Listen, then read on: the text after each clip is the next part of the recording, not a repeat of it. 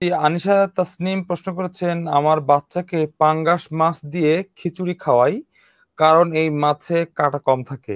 রোজই এই মাছ দেয়া যাবে? অবশ্যই এবং দেওয়া যাবে, কিন্তু আপনি অবশ্যই দেওয়া যাবে, কিন্তু আপনি যেটা বলেছেন কাটা কম থাকে, এরকম কিন্তু আরো অনেক মাছ আছে যেগুলোকে আমরা জ্যান্ত মাছ বলি, একটু খেয়াল করেন। শিং মাগুর একদমই কাটা নাই, যেটা শিশুর জন্য কিন্তু আরো ভালো।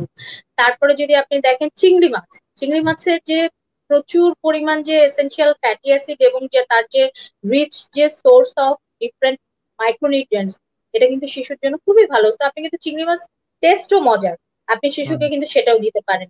দেন আমাদের যেটা আমরা আইড় মাছ, বোয়াল মাছ, ভেটকি মাছ যেটা বলি, ওগুলাতেও কিন্তু কাটা অনেক কম। তো পাঙাশ মাছ রোজ দিলে কোনো অসুবিধা নেই, ওর যে রেগুলার প্রোটিনের দরকার সেটা সে পাবে।